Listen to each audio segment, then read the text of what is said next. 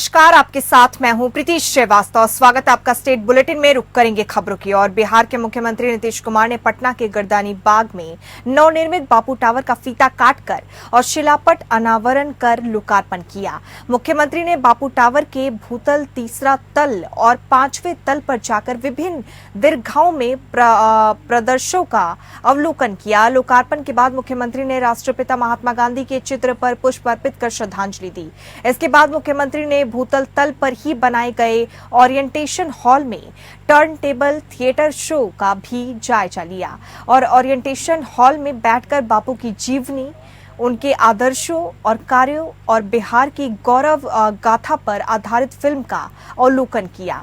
नवनिर्मित बापू टावर के विभिन्न तलों और निर्मित 5 रैंपों के निरीक्षण के दौरान भवन निर्माण विभाग के सचिव रवि कुमार ने मुख्यमंत्री को गांधी जी के जीवन से संबंधित सभी जानकारियां, म्यूरल, कटआउट, स्क्रीन प्रोजेक्टर आदि के माध्यम से प्रदर्शनों के बारे में विस्तृत जानकारी दी। मुख्यमंत्री ने निरीक्षण के दौरान प्रेक्षागृह, प्रतीक्षा कक्ष, लाउंज, बापू के आदर्शों को आमजन में स्थापित करने हेतु कार्यों के प्रदर्शन के लिए दीर्घा अनुसंधान केंद्र, आगंतुक सुविधाएं और अन्य संरचनाओं की जानकारी ले मुख्यमंत्री ने बापू टावर के प्रदेशों का अवलोकन करते हुए कहा कि बापू टावर बहुत ही भव्य बना है।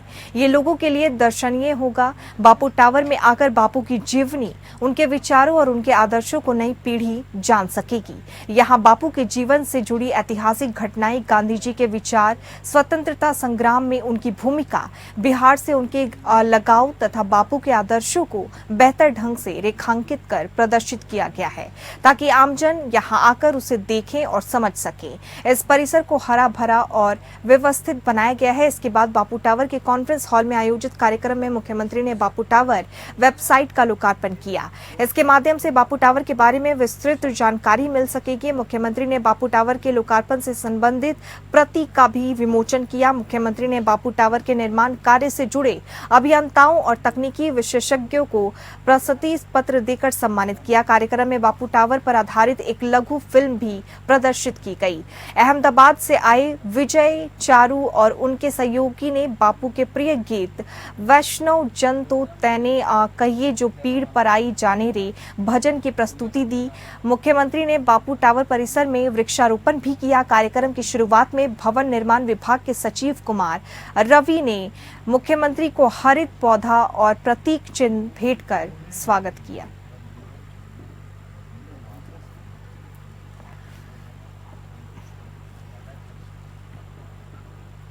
बिहार के ग्रामीण विकास मंत्री श्रवण कुमार ने बाढ़ प्रभावित इलाकों में राहत और बचाव कार्य को लेकर राज्य सरकार की तत्परता का आश्वासन किया है। उन्होंने कहा, जन सुनवाई के माध्यम से बाढ़ पीड़ितों की समस्याओं को सुना जा रहा है और सरकार लगातार उनके समाधान के लिए काम कर रही है। मंत्री ने यह भी बताया कि एनडीआरएफ की टीम दिन रात बचाव कार्य में लगी हुई है और सरकार 24 घंटे मदद के लिए तत्पर है। मंत्री ने कहा कि सरकार हर समय स्थिति पर नजर बनाए हुए है और राहत कार्य को प्राथमिकता दे रही है। उन्होंने जनता से अपील की है कि वो घबराए नहीं, क्योंकि राज्य सरकार और एनडीए गठबंधन मिलकर बाढ़ से प्रभावित लोगों की सहायता के लिए पूरी तरह से सजग है। एनडीआरएफ की टीमों ने बाढ़ से प्रभावित क्षेत्रों में बचाव कार्य को तेज कर दिया है और लोगों को सुरक्षित स्थानों पर पहुंचाने का कार्य लगातार जारी है। मंत्री ने यह भी कहा कि सरकार राहत सामग्री और सुरक्षित आश्रय की व्यवस्था कर रही है ताकि पीड़ितों को जल्द से जल्द मदद मिल सके। राज्य सरकार के निर्देशों के अनुसार सभी अधिकारी और राहत कर्मी बाढ़ प्रभावित इलाकों में मुस्तैदी से तैनात हैं और जन सुनवाई के माध्यम से हर समस्या का समाधान सुनिश्चित किया जा रहा है।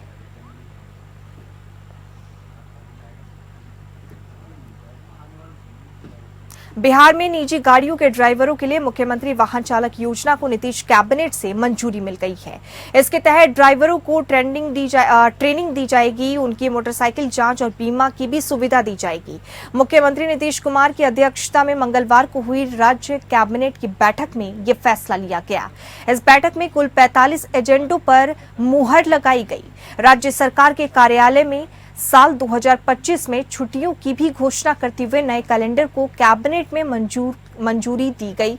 इसके अलावा जिलों में राजपत्रित पत्रित कर्मचारियों को हर साल वित्तीय वर्ष में 1 महीने का अतिरिक्त वेतन दिया जाएगा। नालंदा जिले के राजगीर में 11 से 20 नवंबर तक महिला हॉकी चैंपियनशिप कराने के प्रस्ताव पर भी मंत्रिमंडल की मुहर लग गई है। औद्योगिक क्षेत्र में सीएनजी और पीएनजी उपभोक्ताओं के लिए वैट दर में कमी की गई है। सीएनजी के लिए 20 की जगह 12.5% और पीएनजी के लिए 20% की जगह 5% वैट दर होगी।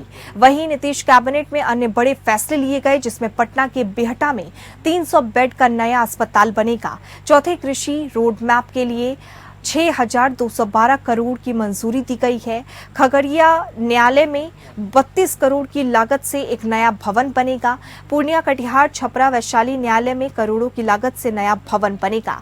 ललित नारायण मिश्रा आर्थिक विज्ञान संस्थान के सेवा शर्त नियमावली को मंजूरी मिली। बिहार सिविल सेवा न्यायालय पर शाखा प्रशिक्षण विभाग नियमावली 2024 को मंजूरी मिली। राकेश कुमार मुख्य अभियंता पटना भवन निर्माण विभाग को 2 साल का एक्सटेंशन दे दिया गया है। निगरानी विभाग में सीबीआई से सेवा प्राप्त पुलिस अधीक्षक को संविदा के आधार पर रखने को मंजूरी दी गई।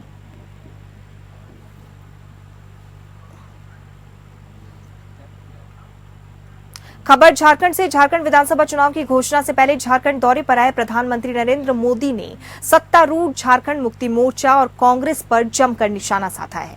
भाजपा की परिवर्तन यात्रा के समापन के अवसर पर हजारीबाग में आयोजित कार्यक्रम को संबोधित करते हुए पीएम ने झारखंड में रोटी, माटी और बेटी बचाने का संकल्प लिया है और मौजूदा हेमंत सरकार को उखाड़ फेंकने का आह्वान किया।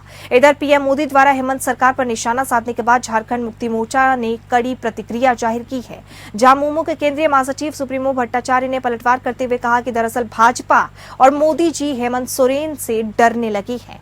उन्होंने कहा कि हजारीबाग में आपकी घबराहट इस बात का प्रतीक है कि आप कितने डरे और सहमे हुए हैं। झारखंड मुक्ति मोर्चा कार्यालय में मीडिया कर्मी को संबोधित करते हुए सुप्रियो भट्टाचार्य ने कहा कि भाजपा मुद्दा विहीन है, इसलिए प्रधानमंत्री जैसे व्यक्ति बीडीओ सीओ के तबादले की बात करते हैं। उन्होंने कहा कि प्रधानमंत्री पेपर लीक की बात करते हैं। उत्तर प्रदेश में 17 बार पेपर लीक हो चुका है, एक बार भी परीक्षा नहीं हुई।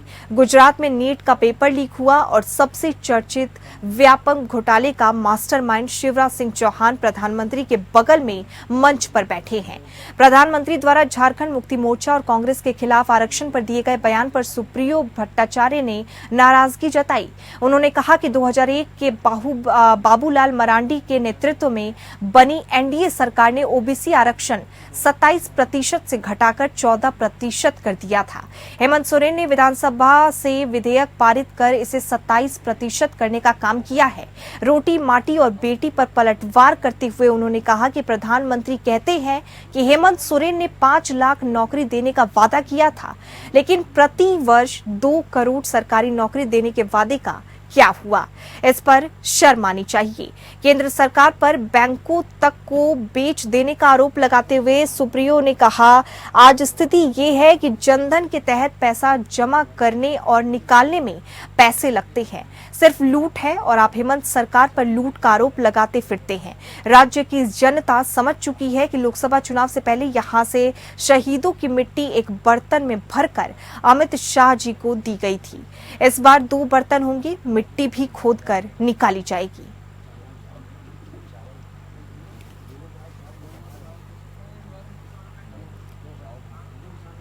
बिहार के मुंगेर में राजद के प्रदेश महासचिव पंकज यादव को उस समय गोली मारी गई जब वो रोज की तरह हवाई अड्डा मैदान में मॉर्निंग वॉक कर रहे थे। तभी घात लगाकर अपराधियों ने उन पर फायरिंग कर दी। अपराधियों द्वारा 3 गोली फायरिंग की गई, जिसमें से 1 गोली उनके सीने में लगी। इलाज के लिए निजी नर्सिंग होम में उन्हें भर्ती कराया गया। मुंगेर के कसीम बाजार थाना क्षेत्र में 8 घंटे में लगातार नौलखा में राजद प्रदेश महासचिव सहित को गोली मारने की घटना से दहशत में पूरा इलाका है। जहां एक ओर देर रात अपराधियों ने एक महिला को गोली मारी, तो दूसरी ओर आज सुबह कासिम बाजार थाना क्षेत्र के नौलखा नौटोलिया निवासी राजद के प्रदेश महासचिव पंकज यादव को अपराधियों ने उस समय गोली मार दी जब वो रोजाना की तरह घर के पास ही मुंगेर जमालपुर मुख्य मार्ग पर स्थित नौलखा के पास हवाई अड्डा मैदान में मॉर्निंग वॉक कर रहे थे। तभी पहले से घात लगाए अपराधियों के द्वारा उन पर गोली फायरिंग कर दी। जानकारी के अनुसार अपराधियों ने इन पर 3 गोली चलाई, जिसमें से एक उनको छू कर निकली तो दूसरी उनके सीने में जा लगी। गोली मारने के बाद अपराधी वहां से फरार हो गए। वहां मैदान में उनके साथ टहल रहे अन्य लोगों के द्वारा तुरंत उन्हें उठाकर शहर के निजी नर्सिंग होम नेशनल अस्पताल में इलाज के लिए भर्ती कराया गया, जहां उनका इलाज चल रहा है। इस मामले में विश्वस्त सूत्रों की माने तो माफिया द्वारा इस घटना को अंजाम दिलवाया गया, जिससे इलाके में वर्चस्व कायम हो सके, जिसके बाद उस इलाके में भू माफियाओं द्वारा गरीब निसहाय लोगों की जमीनों को टारगेट कर सके। मौके पर पहुंचे सदर डीएसपी राजेश कुमार ने बताया कि घटना को ले कुछ लोगों का नाम सामने आया है, जिसको लेकर पुलिस छापेमारी कर रही है। साथ ही आपको बता दें, मिट्ठू यादव का भी नाम सामने आया है, जो अपराधी सावन यादव का बहनोई है। वहीं राजद नेताओं ने इस बात को लेकर बिहार सरकार में बढ़ते क्राइम पे आक्रोश व्यक्त किया है।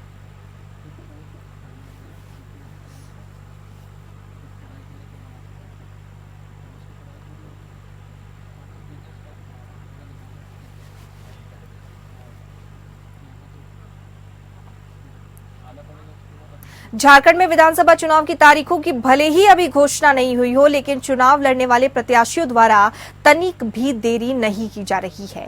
जनसंपर्क के साथ साथ कार्यकर्ता सम्मेलन आयोजित किए जा रहे हैं। ऐसे में आपको बता दें, अगर गढ़वा विधानसभा क्षेत्र करे तो गढ़वा विधानसभा क्षेत्र की करे तो प्रत्याशियों में सबसे अधिक तेजी देखी जा रही है। हर रोज सत्ता पक्ष के साथ साथ विपक्ष के नेताओं द्वारा बड़े स्तर पर कार्यक्रम आयोजित किए जा रहे हैं। आज की बात करें तो गढ़वा के झामुमो विधायक और इस राज्य के मंत्री मिथिलेश ठाकुर द्वारा जिला मुख्यालय से 50 किलोमीटर दूर क्षेत्र के रमकंडा प्रखंड अंतर्गत पुंदागा गांव में कार्यकर्ता सम्मेलन सह मिलान समारोह का आयोजन किया गया। कार्यक्रम की शुरुआत मंत्री द्वारा दीप प्रज्वलित कर किया गया। उधर झामुमो प्रखंड कमेटी द्वारा आदिवासी नृत्य के साथ मंत्री का स्वागत किया गया। उस कार्यक्रम में भाजपा सहित दूसरे राजनीतिक दलों को छोड़कर सैकड़ों लोग झामुमो में शामिल हुए, जिन्हें माला और पार्टी के प्रतीक चिन्ह वाला पट्टा पहनाकर मंत्री ने स्वागत किया। शामिल होने वाले लोगों ने मंच से अपने संबोधन में कहा कि मंत्री द्वारा किए गए विकास कार्यों से प्रभावित होकर झामुमो में शामिल हुए। उधर कार्यक्रम के बाद पत्रकारों से बात करते हुए मंत्री ने कहा कि गढ़वा विधानसभा क्षेत्र पर कोई 17 साल तो कोई 10 साल काबिज रहा, उसके बावजूद क्षेत्र विकास से दूर रहा था। इस परेशानी को मेरे द्वारा किए जा रहे संघर्ष के दरमियान महसूस किया गया था। तभी मैंने संकल्प लिया था कि जब मेरे हाथ में अधिकार आएगा तो मैं यहाँ के हालात को बदल दूंगा। आज मुझे बताने की जरूरत नहीं है कि मैं कैसे विकासीय कार्य करते हुए लगातार गढ़वा को गढ़ रहा हूँ।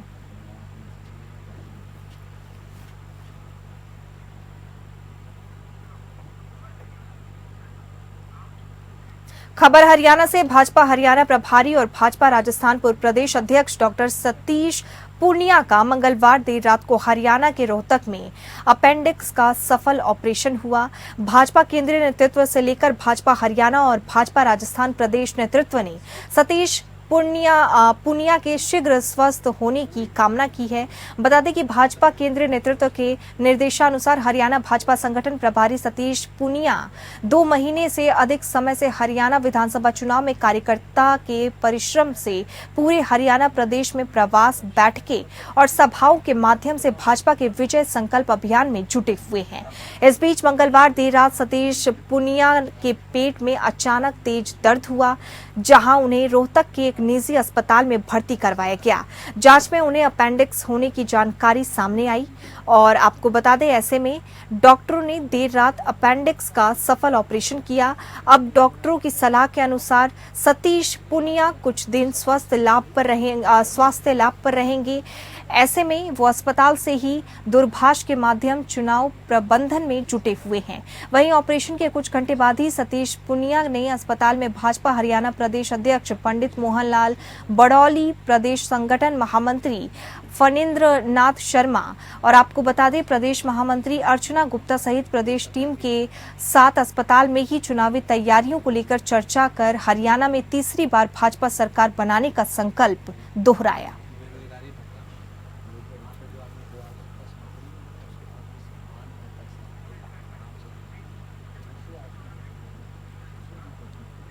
खबर मध्य प्रदेश से। भिंड जिले के दबोह थाना क्षेत्र के जाखौली गांव में 9 वर्ष की नाबालिग बच्ची के साथ आरोपी ने दुष्कर्म की घटना को अंजाम दिया। रेप के बाद आरोपी फरार हो गया। आरोपी गांव का ही बताया जा रहा है, जिसने देर रात 9 साल की मासूम बच्ची के साथ दुष्कर्म की वारदात को अंजाम दिया और मौके से फरार हो गया। सूचना मिलते ही मौके पर दबोह थाना प्रभारी राजेश शर्मा पहुंचे और गांव से जानकारी लेने के बाद मामला दर्ज कर जांच पड़ताल में जुट गए। नाबालिग का मेडिकल कराकर आरोपी की तलाश शुरू कर दी गई है।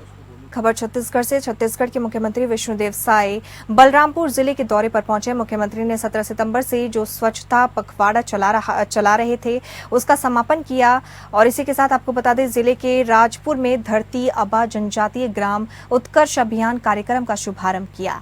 वहीं अन्य विभिन्न विकास कार्यों का भी लोकार्पण और शिलान्यास किया। इस मौके पर सीएम साय ने कहा कि आज बड़ा सौभाग्य का विषय है कि हमारे देश के प्रधानमंत्री ने झारखंड के हजारीबाग के पवित्र भूमि के जनजाति समाज के लिए धरती आबा जनजातीय ग्राम उत्कर्ष का शुभारंभ किया।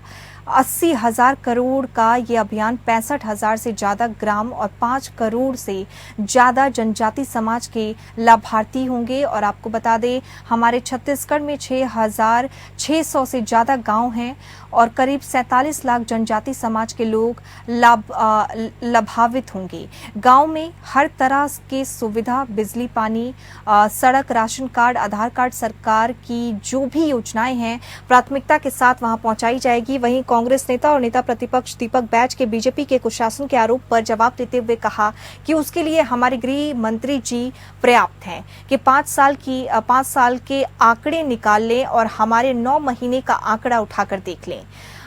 कांग्रेस को पता चल जाएगा कि बीजेपी शासन में किस तरह से अपराधी डरे हुए हैं। वहीं कांग्रेस की न्याय यात्रा पर कहा कि कांग्रेस को न्याय यात्रा नहीं क्षमा यात्रा निकालनी चाहिए थी, क्योंकि वो 2018 में विधानसभा चुनाव में छत्तीसगढ़ की जनता के साथ बड़े बड़े 36 वादे किए और 5 साल में एक भी वादा पूरा नहीं कर पाए। 5 साल विकास कार्य रोक के रखे, पूरे छत्तीसगढ़ को अपराध का गढ़ बना दिया। भ्रष्टाचार इतना किया कि कितने लोग आज जेल में हैं और कुछ लोग जेल जाने की तैयारी में हैं।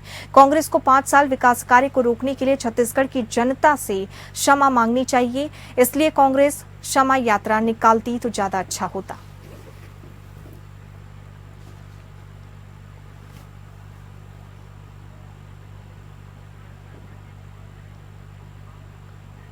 अंतर्राष्ट्रीय वृद्धजन दिवस के अवसर पर सूरजपुर जिला मुख्यालय में वृद्ध सियान सम्मान समारोह का आयोजन किया गया। समारोह में मुख्य अतिथि सीएम विष्णुदेव साय ने जिले के वृद्धजनों का शॉल, श्रीफल से अभिनंदन कर शासन की विभिन्न योजनाओं से लाभान्वित किया। इस अवसर पर मुख्यमंत्री साय ने उपस्थित जनसमूह को संबोधित करते हुए कहा कि आज का दिन वृद्धजनों के सम्मान का दिन है। उन्होंने कहा कि सभी वृद्धजनों को प्रणाम करता हूं और आप सभी से आग्रह करता हूं कि आप वृद्धजनों की सेवा और सम्मान करें, उनके दुख दर्द को समझें और उन्हें अपने सेवा भाव से भरोसा दिलाएं कि आप उनके साथ हैं। माता पिता और वृद्धजनों की सेवा से आपको पुण्य और आपको बता दें आशीर्वाद मिलेगा, खुशी मिलेगी और उनके आशीर्वाद से आप अपने मुकाम तक पहुंच पाएंगे। समारोह को संबोधित करते हुए मुख्यमंत्री साय ने आगे कहा कि छत्तीसगढ़ की सरकार सभी वर्ग के लिए योजनाएं संचालित कर रही है और योजनाओं का लाभ गरीब मजदूरों, किसानों को मिल रहा है। मुख्यमंत्री ने कहा कि प्रदेश के 14 लाख से अधिक सियानों को छोटी छोटी जो उनकी जरूरतें हैं उनको पूरा करने के लिए उनके खाते में पेंशन की राशि दी जा रही है। वृद्धजनों के स्वास्थ्य को बेहतर बनाने के साथ ही उनके उपचार के लिए प्रधानमंत्री नरेंद्र मोदी ने बजट में 70 वर्ष से अधिक उम्र के वृद्धजनों के लिए आयुष्मान कार्ड के माध्यम से निःशुल्क उपचार की सुविधा प्रदान की है। इसी कड़ी में हमने स्वास्थ्य विभाग को निर्देशित किया है कि सभी वृद्धजनों का आयुष्मान कार्ड बनाकर उन्हें निःशुल्क उपचार की सुविधा प्रदान की जाए। मुख्यमंत्री साय ने कहा कि हर बुजुर्गों की इच्छा होती है कि वो अपने जीवन काल में एक बार तीर्थ यात्रा जाएं। उनकी भावनाओं और आस्था को ध्यान में रखकर हमारी सरकार ने अयोध्या में रामलला के दर्शन की व्यवस्था की है। रेल बस के माध्यम से अयोध्या जाने और आने के अलावा भोजन ठहरने की भी सुविधा उपलब्ध कराई गई है। इस योजना से माता कौशल्या की धरती छत्तीसगढ़ के लोग अपने भांजे श्री राम का दर्शन करने जा पा रहे हैं। मुख्यमंत्री साय ने आगे कहा कि हमारी सरकार ने मोदी की गारंटी के तहत किसानों का भरपूर ख्याल रखा। उनसे 3100 रुपए में धान खरीदी और 21 क्विंटल प्रति एकड़ धान खरीदी और 2 साल का बकाया बोनस की राशि भी प्रदान की। हमारी सरकार द्वारा सरगुजा से लेकर बस्तर तक के तेंदुपत्ता श्रमिकों को लाभान्वित करने के लिए तेंदुपत्ता के प्रति मानक बोरा में वृद्धि कर 4000 से 5500 रुपए किया गया। 70 लाख से अधिक विवाहित महिलाओं को आर्थिक लाभ पहुंचाने महतारी वंदन योजना लागू कर महीने में 1000 और साल में 12000 महिलाओं के खाते में देने की शुरुआत की है। मुख्यमंत्री ने कहा कि अभी हमारी नई सरकार को महज 9 महीने ही हुए हैं और प्रदेश के सभी वर्ग के लिए योजना बनाकर राज्य के विकास की दिशा में कार्य करते हुए हम आगे बढ़ रहे हैं। आने वाले समय में यहां विकास की गति और बढ़ेगी।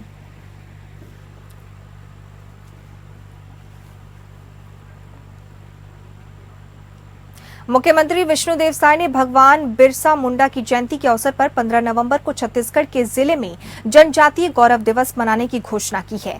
उन्होंने कहा कि प्रधानमंत्री नरेंद्र मोदी ने 15 नवंबर को भगवान बिरसा मुंडा की स्मृति में जनजातीय गौरव दिवस मनाने का निर्णय लिया है। इस वर्ष भगवान बिरसा मुंडा की 150वीं जयंती है। छत्तीसगढ़ में इसे भव्य रूप से मनाया जाएगा। मुख्यमंत्री राजधानी रायपुर के न्यू सर्किट हाउस में जनजातीय समाज का गौरवशाली अतीत, ऐतिहासिक, सामाजिक और आध्यात्मिक योगदान विषय पर आयोजित एक दिवसीय कार्यशाला को संबोधित कर रहे थे।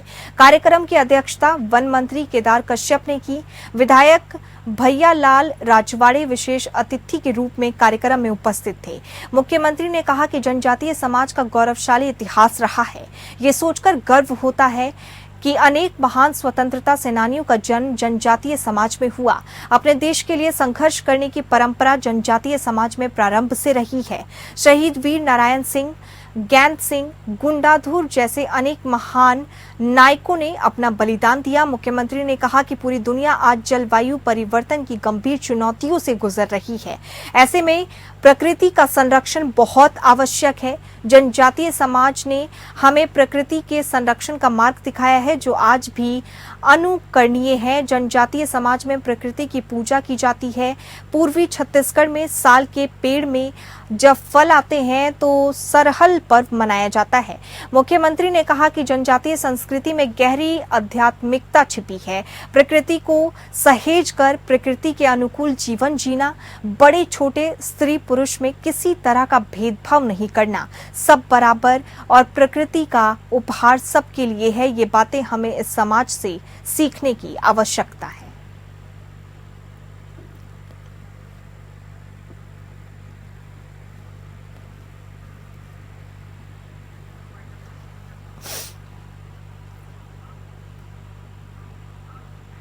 और इसी के साथ स्टेट बुलेटिन में फिलहाल इतना ही। नमस्कार।